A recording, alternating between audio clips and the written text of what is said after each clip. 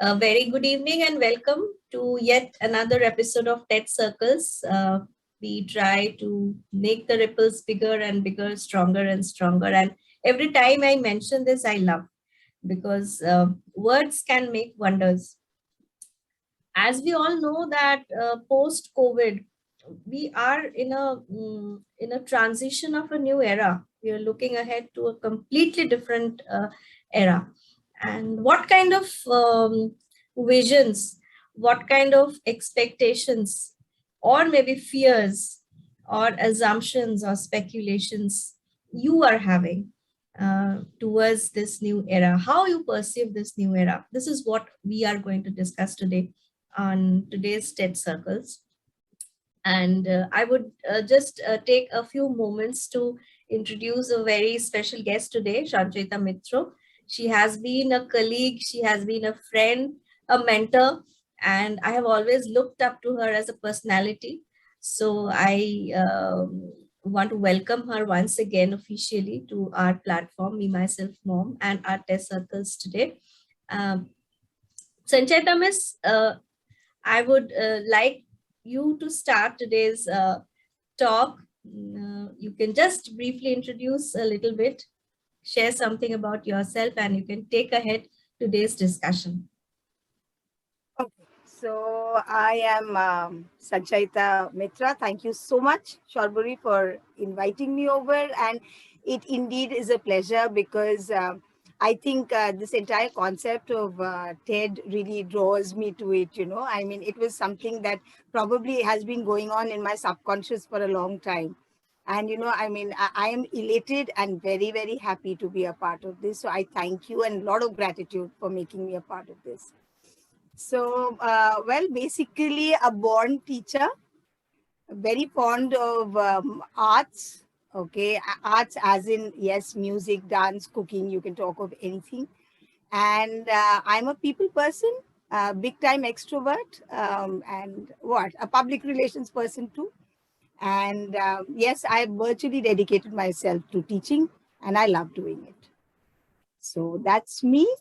And when it comes to, yes, very nicely described, words do have a lot of impact on our subconscious, because when we keep repeating and we keep thinking about, certain things, and like Sharburi very clearly mentioned that, there are ripples that we create, and these ripples are the ones that really take us a long way, because what is subtly probably introduced sometime becomes a big, huge image or a canvas in the long run. So that is, indeed a big thing to do.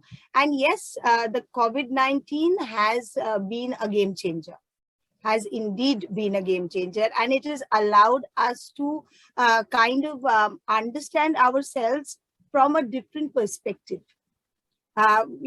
Sitting back in our own houses with the comfort, with whatever we need on a daily basis, and then, suddenly being hit by a fact that tomorrow morning I may not get bread is something that, we could not even dream about, and the whole idea that, you talk to somebody, you touch something, and you might just get infected, and the fear that actually sat in the system thereafter.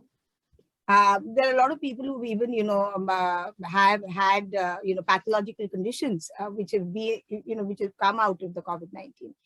But anyhow, starting it on a positive note, I'm actually going to read out a small little piece. It's by Tiffany Mule. Okay. And it says, a new season is coming, whether it brings excitement for change or fear of the unknown. I hope you know your response is your choice. You can begin this season with a new perspective on change and open heart to what time may bring. Even here in the moment of fear and excitement, you can find a sense of calmness.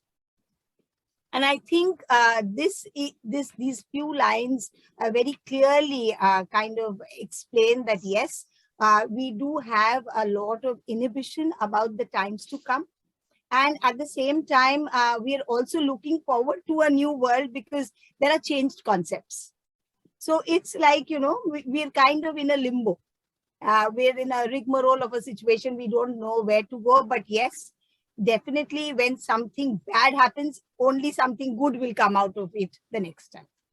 So, well, the other thing that really has, in fact, what should I say, affected my thinking is this, crucial and the terrible and the brutal invasion of Ukraine, by Russia, and the entire idea of geopolitical game plans that actually happen, the unpredictability of a given situation. This is another thing that the new era is looking at. This war is not a war that is primarily defined by two nations fighting. It's a war of energy. It's a war on what Russia is sustainable in. It's a war of fossil fuel. And whether we like it or not, it is the Achilles' heel for the US, for the Europe. Because without Russia supplying them oil and natural gas, they are not going to be able to meet up with their expectations. So what happens is that I may in my heart want to say, no, I don't support the war or what Putin has done, but then you don't have a choice.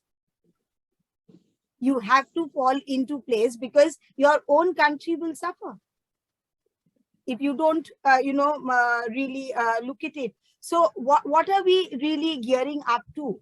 We need to understand that as of now, we need some sustainable energy plans.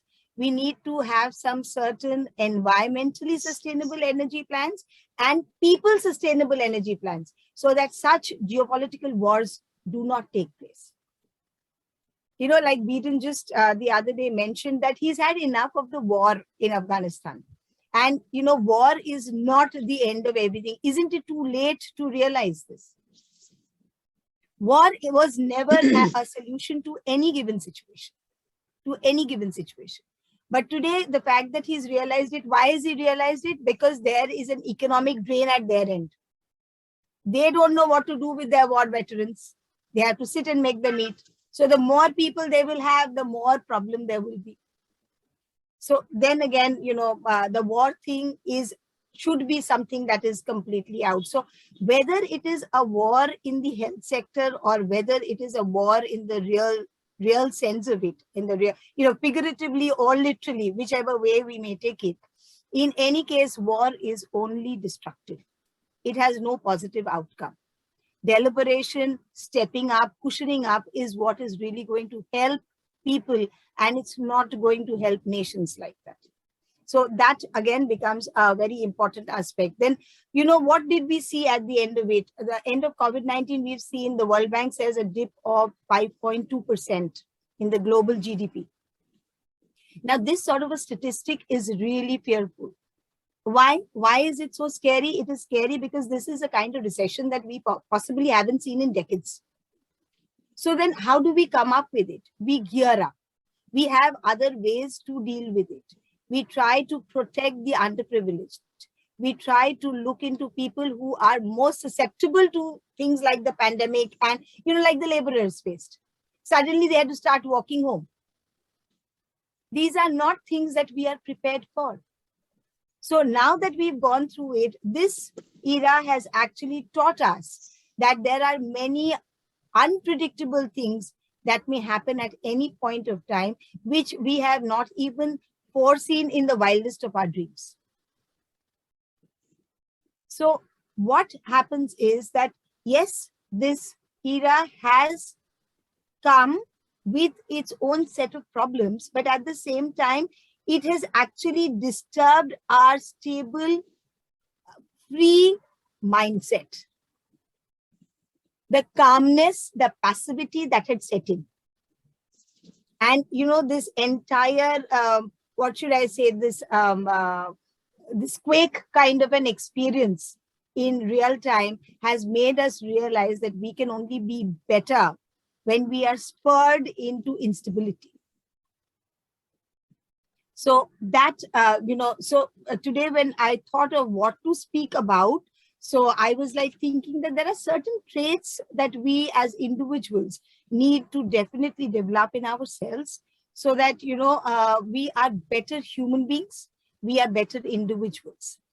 And a couple of them that, I really felt that, a couple of things that were very, very important. One is, the ability to possibly empathize with people. What we call an emotional intelligence, or what we call emotional quotient. An individual should have that sort of very strong emotional quotient. And why do we need it? Because we are able to empathize. You see, there's a difference between a sympathetic outlook and an empathetic outlook. One is a subjective outlook, one is an objective outlook. When we empathize with somebody, we put ourselves in that position and we try to understand what is that which is troubling them.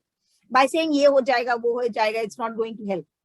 What is really going to help is by being able to take that best decision that you need to take for the people at that point of time.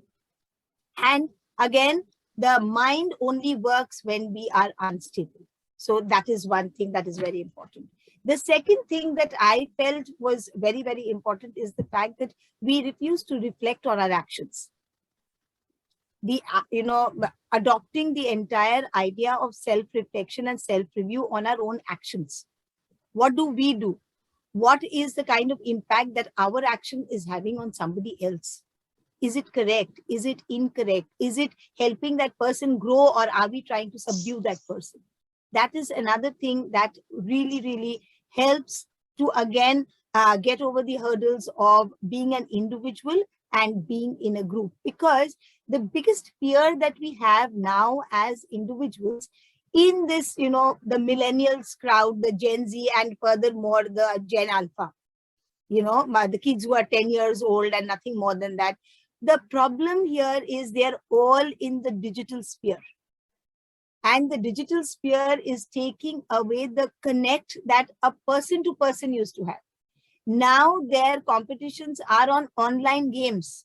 It is not, playing 7 stones or, playing a hide and seek. It's not about individuals connecting. It is about a virtual world. Relationships have become long distance. So how do we possibly negotiate this sort of a thing? That becomes very, very difficult. And here comes in the whole idea of communication. Often as an English teacher, I've heard that English is not a very important subject. You can do without it. Maths, physics, chemistry, very important. Or accounting is very important. Commerce is very important. Not realizing that English is not a subject, but it is actually a medium of communication. And communication needs to be crystal clear. Crystal clear, why? Because whenever an individual muddles in the communication part of it, what happens is you're not giving an honest opinion. And not being able to give an honest opinion, the opinion should be so honest that you should come across as a vulnerable person. That yes, I am trying to do things. I am a hardworking person, that I can apply solutions, but I also need to work on them. None of us are, godlike, or we have answers to everything. So, and the other thing about communication is trying to include people. Inclusivity is very, very, very important in terms of the fact that, your entire team or the people around you, whether you're a mother, whether you're a working woman, whether you're a gentleman, the modern, and I would put it in a generic term, the modern statesman needs to include everyone. It's important to include everyone in whatever that you are doing, so that the moment you're left out, then, there is a chance of a rift coming up. So that's one more quality. But what is happening with the millennials? They are getting isolated. They are getting isolated. Why? Because they think that their own world is very good. The kids were very happy with this online thing. Coming back to classroom is a big problem for them, because they knew they could be in pajamas and they could, just wear a tie and sit there. Or maybe even not that, and say it's not got washed because there was no soap. And, again, that passive attitude became very, very difficult. So what is that pointing us to? That is further pointing out to problem solving, but in a creative manner, a manner which will involve everyone. So we started to study on how to make online classes interesting, how to make children be more involved. That was the focus of all these Zoom lectures that we used to have. Do small bits, try out things which are done differently, give them small tasks, keep checking on them. And we learn techniques which otherwise we don't use in a classroom. So these are probably things that, are challenges, but I think these challenges, again, taken creatively and without the fear and the instability, I think will evolve us into becoming better human beings. That is, we were all so happy that, oh, I've been doing this job for so long. No, we need to change our approach. And that is what the new era has spurred us into. And another thing, one last thing, and that is, I wanted to actually talk, this is something that we normally teach when we teach romantic poets, we teach Wordsworth and we teach Coleridge. We always talk of the connect that human beings have with nature.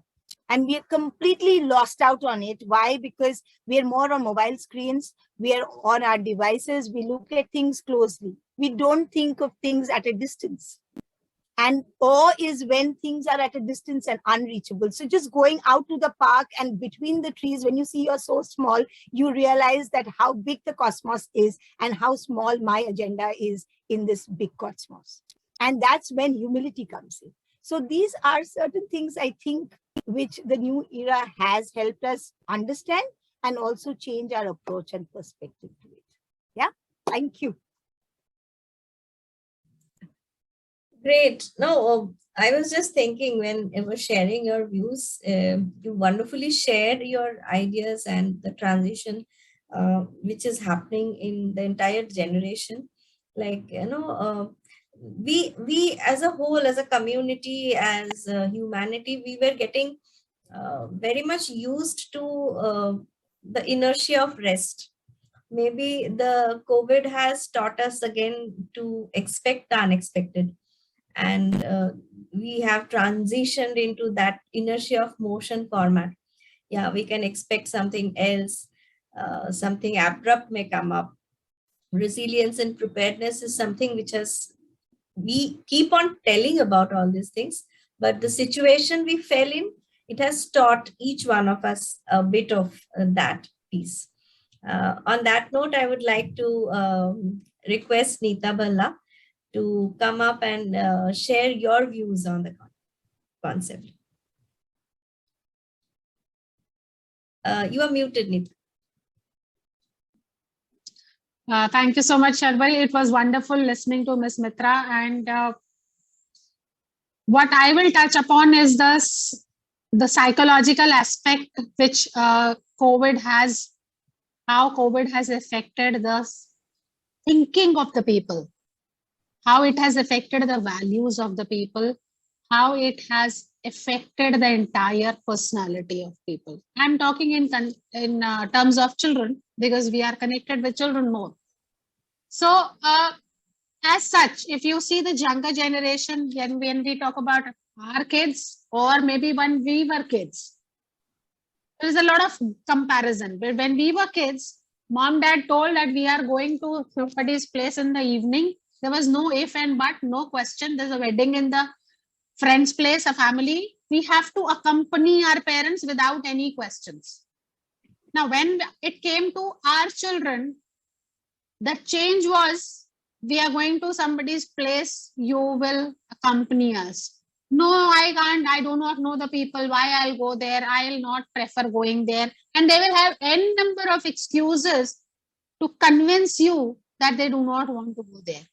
And somewhere you will agree to this, okay, don't go. Now, this has worsened the situation because as such, the children were becoming loners. What was parents' objective behind sending them into lot many activities post school? Because there are, if you see, that has become a status symbol.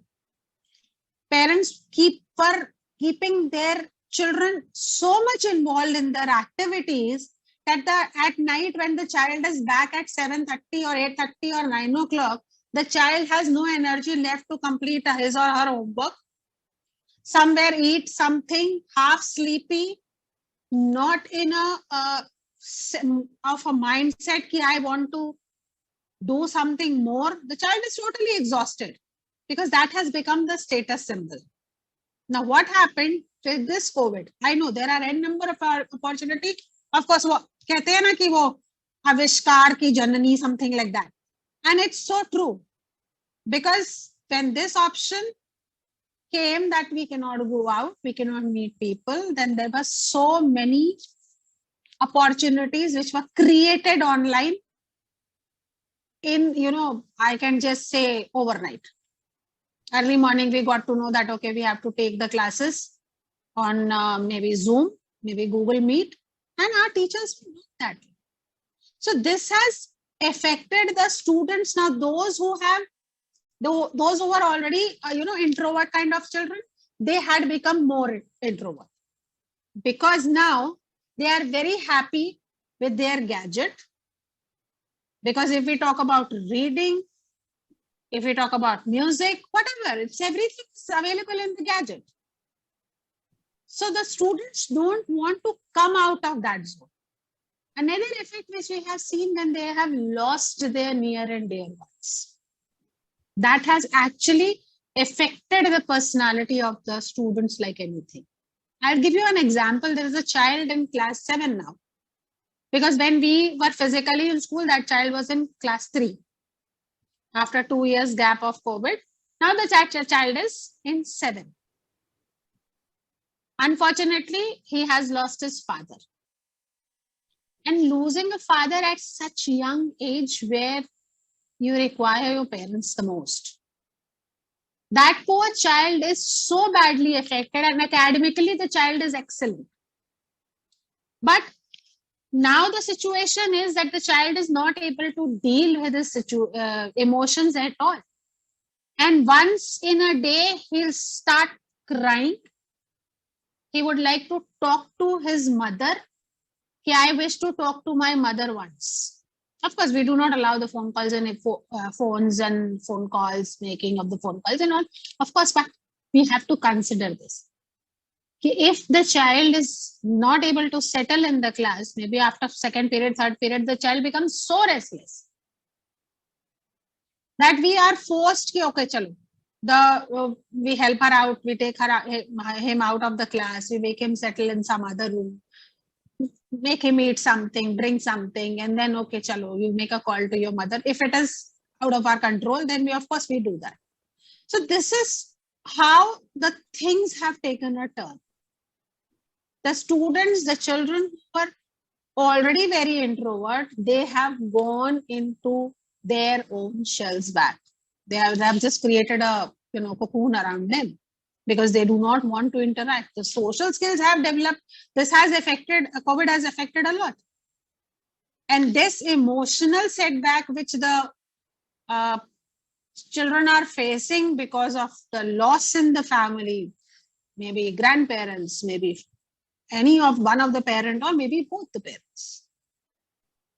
So this effect it'll take long.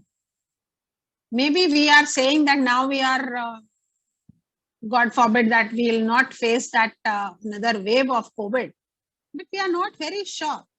So as such, the life was very unpredictable. Everybody was saying ki kal ka kya pata hai, but now this has become true. One fine morning, you will get up, or you all.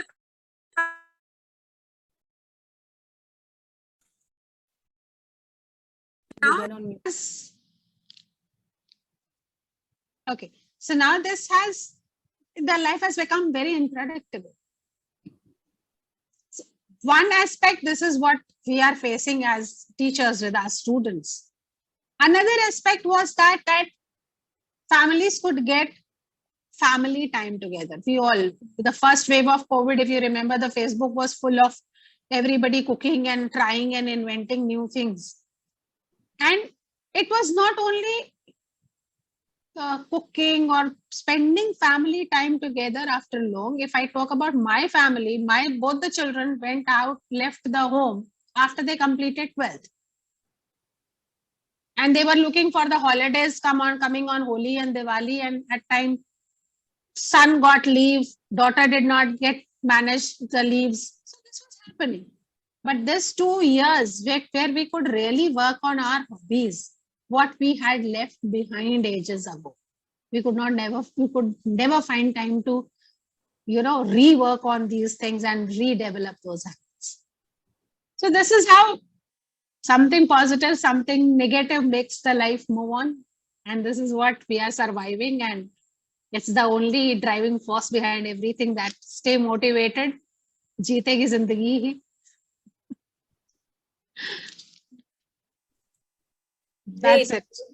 As you were sharing, Neeta, as you were sharing about this child, what I just try to connect with Sanchayeeta is also mentioning that it is empathy that has played a very important role in dealing with situations. Like, there is nothing like rules or, system when it comes to human emotions and human being as a whole. It is your empathetic feeling about that individual, the situation the person is going through, which helps us in taking certain kind of decisions which may not be as per the so-called rules set by us only. So here comes the role of flexibility, how much flexible we are in behaving with the people around us, because we don't know what is the circumstance that the person is there. Moving ahead to take this discussion a little in depth, since our platform is a mompreneurs platform, and there is a connecting link between both our speakers today. You are both from the education background, so it was like, it was synced in the discussion, the inputs which you have shared. But you are also mothers, and you have mothered your children, and you have grown as a mother. So there was an era that you have covered with your child, which was, you have also passed that phase yourself. You were in school, you were in college, then there was a phase later on where you matured, you got your job, and you've seen your child grow through those same age. So what kind of transition you have observed in your lifestyle, your thought process, your growing up and bringing up? If you can share a little bit on that. Sanchayeeta, Miss, you can share first. So I'll actually, start off from where Neeta said that, there was a time when we people were literally told, this is what you're supposed to do. There was nothing called personal space, if I may use that. Privacy and personal space were two words which were out of our dictionary. It was just not there. Just 1 second, just 1 second. So these were two things that we never believed in, or in fact didn't even know. If we've been told, we were supposed to do it. But now, see, when we were in school also, well, somewhere along the line, I would say that we were more resilient at that point of time. Kids today are far more sensitive. They are far more sensitive for two reasons. One, most of us have one kid, max two. And their friend circle is also very small. So dealing with differences is not something. Also, the parents who are the parents. I am also a parent to a millennial, and we parents have tried to always negotiate and make them feel cushy and comfortable. Our parents never did that. No. We were asked to fight our own battles all by ourselves and not come and complain home. That was not allowed. But I think that helped in our growth, and that also helped us understand how to take things forward without feeling subdued. That was very important. So, and also in school, and the other thing, this factor of competition was not there when we were kids. In fact, just the other day on LinkedIn, somebody had put a post saying that, showing a fountain pen, that there was a time when, in classroom, when you shared fountain pen ink drops, it was like you're a big, thick friend. And, the number of drops also made a difference. They could 2 drop there, 3 drops there, and so on and so forth. that was one kind of friendship. But now, on the other hand, there is a different sort of a bonding, and the children stand by each other. You know, that bond, our kind of bonding was very different from the kind of bonding I see in the classroom now. Now the bonding is more like there's a oneness, there's a collectivism. At our time, they were there, but it was like more individual. Nobody would interfere in each other's lives. That was there. And sensitivity factor, of course, I said was there. The competition was comparatively less. That, you know, a 99.99 is also something that people are cribbing about. For us, 70 was good enough. I mean, a 75 meant you're a scholar. So, well, we were all very happy. And also parents never pushed that, you know, I mean, my father was very categorical. He said, be a good human being first, then you be a very good, you know, you be average, but you be a good human. You should know your courtesies, then you know your knowledge. That was the driving factor at our times. Also, I think you would agree, grandparents used to be with us. We were kind of in a semi-joint family kind of a situation, you know, where grandparents used to be there. Maybe not the entire family, but yes, they were there. So what used to happen is if mom is scolding, you know where to go to get your support. So, and now in nuclear families, it becomes a problem. So that kind of issue, I think we have all transitioned through. But now children are a little isolated. They like to be on their own. They don't like interference from parents. They prefer their own space. But I feel if we give it to them, they earn their own comeback to share their experiences. If we try to nudge them, then that's when they get into, like, you know, you mentioned about that boy, about introverts. Really, my experience, Mrs. Bhalla, was a little different in the sense I found that children who were introverts, because they were not physically present in the classroom, they started to open up. Because they did not fear immediate criticism, like, muh band karna, बेवकूफ की तरह बात मत कर. That is not there. In your own space. So both things happened actually. Some kids took it like, okay, I will just say I could not connect and not attend classes. And the other ones started to explore themselves. Some of them found reading as an experience. Some of them found music as an experience. So they also discovered the self-reflection that I was talking about became an important factor in the COVID-19. So, talking about personal space, I think you are right, Sanchayeeta Miss. Like in our days, we were not having personal space and we were not very very much aware of that fact. We missed something, but now today's children, they demand the personal space. That is the most important factor that has happened. Like I've seen my son, my daughter, that they know that they want that and they ask for it. So yes, as parents, it is how we are, you know, we want to give them that space and we are open enough. And once we give that space, yes, they come back and they mingle. But the difference is that they know what they want. In our times, maybe we were not having that clarity. We were also not having personal space, you know, everyone, you know, on our head and all. But we were not aware that, yes, this is something which is very important for us. We are realizing now at this point in time that this is such an important thing. We also ask for personal space and time. But our children are aware now and they know to ask for it and they know how to take it for themselves. Coming to Neeta. So what is your share?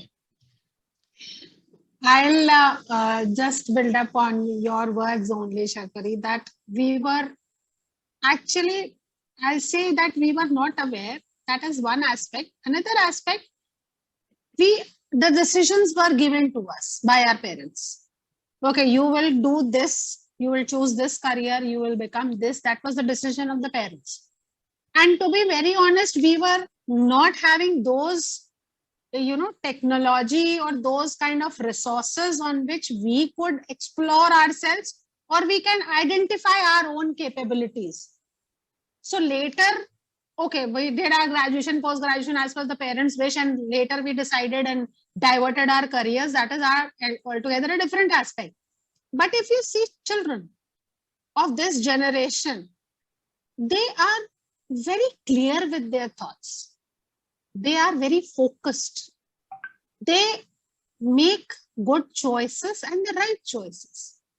And we are just a catalyst to help them. Okay, I'll show you both the ways. I'll show you the merits and the demerits of the career or the subject options which you are taking, but rest is your choice. I'll tell you an example of my daughter. When she has, both my children are done from ICSC.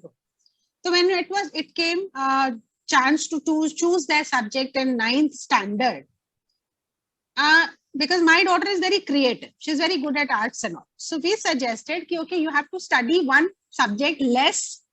So do not take computers, take something else.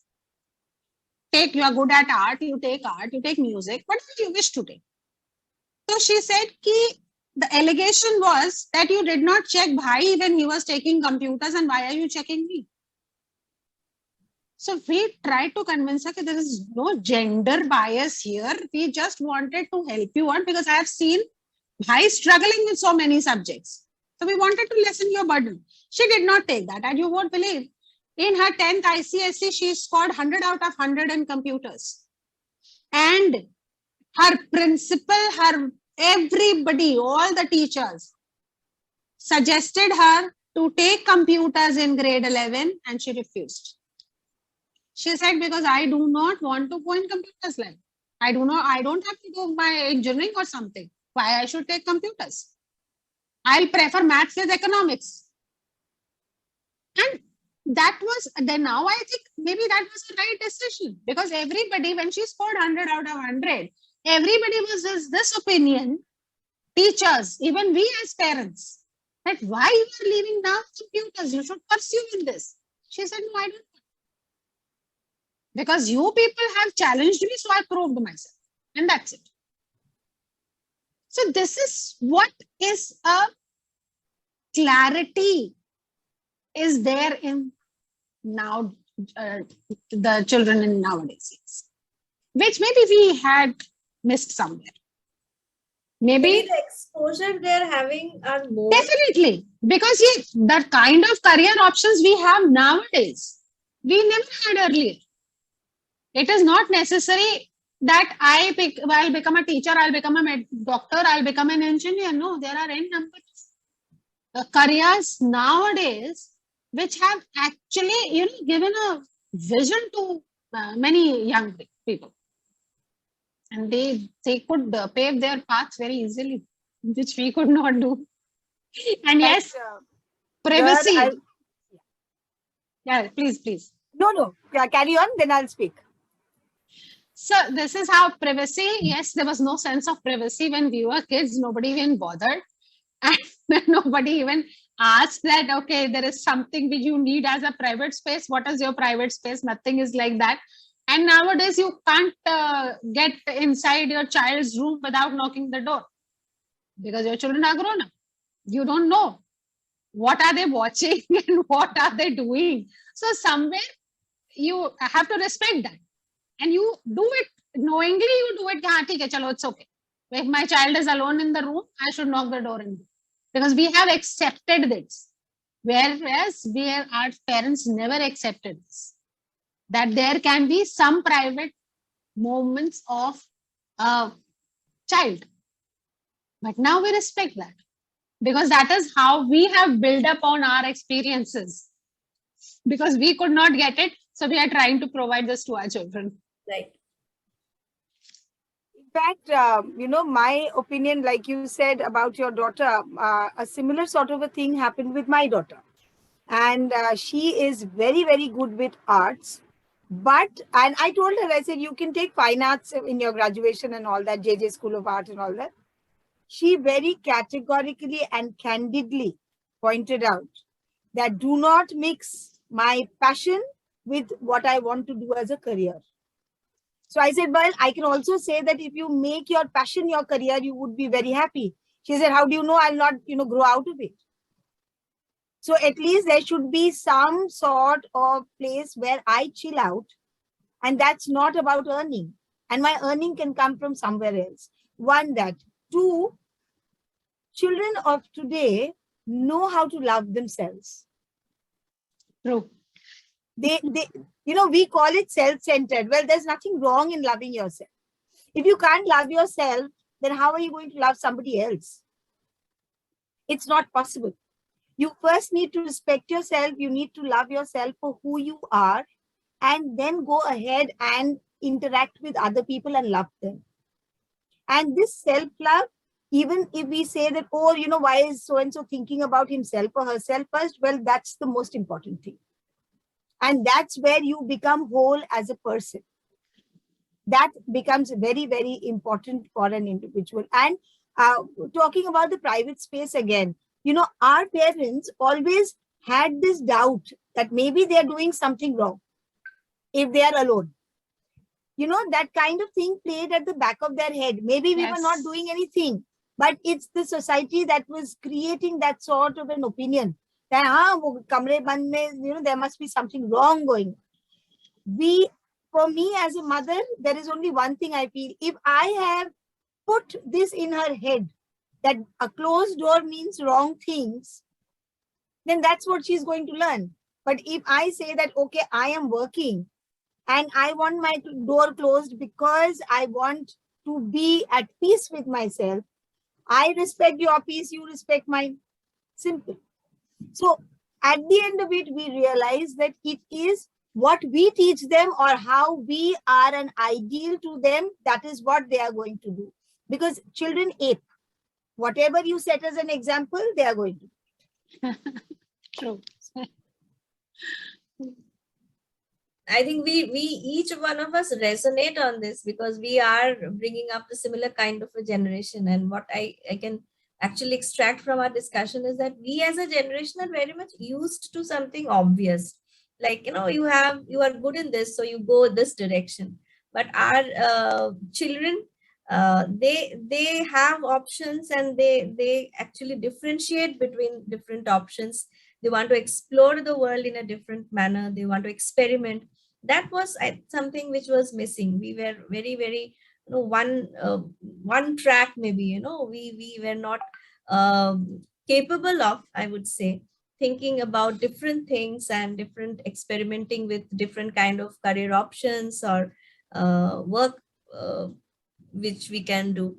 Isme achhe ho to isme jao, and then that was the only way we can go. So I think we had a wonderful discussion about the generations and about the era going ahead, moving ahead. Before we wind up, I would like to ask both of you that if we ask you to put a message to the coming era, what your message to the coming era would be?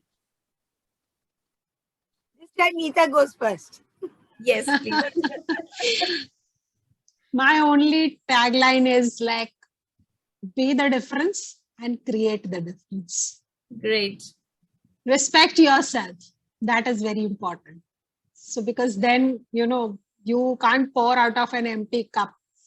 And if you take a flight, so they always say, wear your mask first before helping others. So if you are self-satisfied, well-equipped, maybe not. You are not masters at everything. But I'm happy the way I am. And this is what I want to convey to the people. Please consider this, that I am very happy the way I am. Right. So please keep all your criticism and suggestions to yourself. I'm very happy the way I am. And when it comes to me, well, I would probably like to say that, nothing should actually bog a person down. No constraint, no amount of, maybe footfalls should actually tell a person that, you can't do it, because we all have the inherent ability to move forward and, probably look at all the challenges in a very positive way. And that is very, very important, because nobody can actually tell us what to do except for our own selves.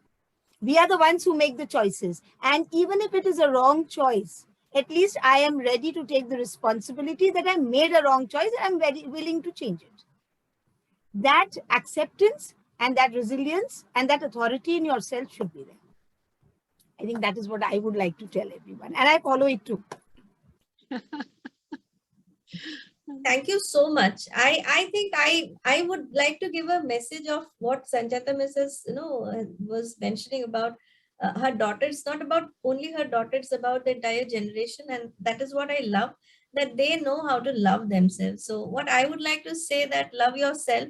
And if you are capable of loving yourself to the fullest, you will be able to love the people around you. And the best way you can love others is first you love yourself. And yes, there should not be any boundaries or judgments. You can try out everything anytime. So, the new era, the new generation should try out and explore, because this is only one life we have. So why, just constrain ourselves into one thing? As our speakers today, Neeta has mentioned, she keeps learning. Sanchayeeta also keeps learning. I think it is all about learning throughout your life and exploring things as we it's just a journey. So we should enjoy the journey.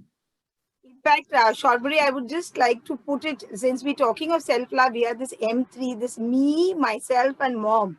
I think I love this order because this is again something that my daughter taught me. That it is important. She says that I've seen you keep yourself last for everything. Why? Why can't you also be equally satisfied? Because when you will be happy doing something, you will make others happy.